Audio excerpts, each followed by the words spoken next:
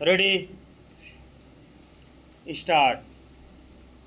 किसी भी जटिल अंतर्राष्ट्रीय विवाद के समाधान के लिए पहले विश्वास कायम होना आवश्यक है, तभी सार्थक और अस्थायी हल संभव हो सकता है।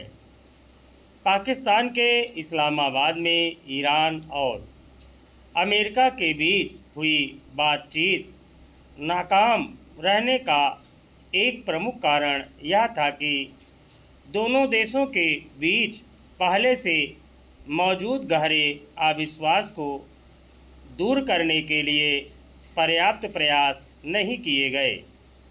ईरान और अमेरिका के संबंध लंबे समय से तनावपूर्ण रहे हैं, जिनमें राजनीतिक, सामरिक और वैचारिक मतभेद गहराई से जुड़े हुए हैं। ऐसे में पहले पर्दे के पीछे से कूटनीतिक और छोटे छोटे समझौते पर आगे बढ़ने की ज़रूरत थी, लेकिन सीधे औपचारिक वार्ता शुरू कर दी गई और यही कारण था कि लंबी वार्ता के बावजूद संवाद सकारात्मक दिशा में आगे नहीं बढ़ पाया।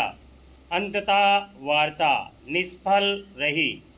दोनों पक्ष एक दूसरे की मांगों को लेकर सहमत नहीं हुए और शांति की उम्मीदें क्षीण पड़ गईं।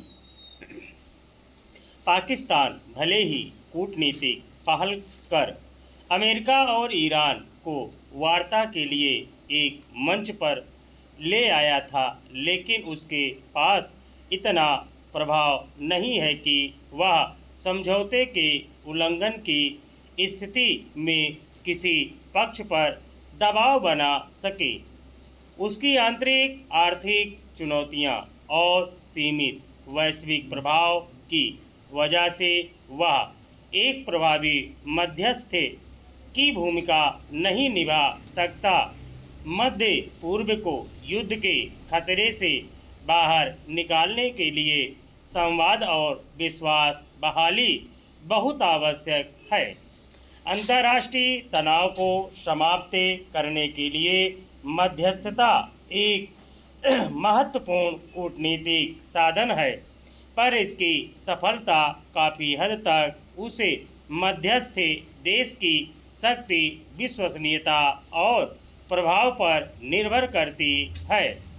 केवल वार्ता की मेज पर दोनों पक्षों को बैठा देना पर्याप्त नहीं होता, बल्कि यह भी आवश्यक है कि मध्यस्थ देश समझौते के क्रियान्वयन का भरोसा दिला सके। अमेरिका के प्रस्ताव में ईरान से उसके परमाणु कार्यक्रम को सीमित करने, मिसाइल क्षमता घटाने, होर्मुज जलमार्ग को फिर से खोलने, क्षेत्रीय सशस्त्र समूहों को समर्थन बंद करने और चरणबद्ध प्रतिबंधों में ढील स्वीकार करने की बात कही गई थी। ईरान की ज़मीन पर यूरेनियम संवर्धन को पूरी तरह से रोकने और संवर्धित किए गए यूरेनियम को सौंपने की मांग प्रमुखता से की गई। इजराइल और अमेरिका को आशंका है कि इस सामग्री का इस्तेमाल परमाणु बम बनाने में हो सकता है। वहीं ईरान भविष्य में सैन्य कार्रवाई न करने की गारंटी देने, युद्ध क्षतिपूर्ति का भुगतान करने, सहयोगी समूहों सहित सभी मोर्चों पर शत्रुता समाप्त करने और होर्मुज जलमार्ग पर ईरान की संप्रभुता को मान्यता देने की मांग कर रहा है। अमेरिका के सहयोगी देश ईरान को सामरिक और वैचारिक कारणों से खतरनाक मानते हैं।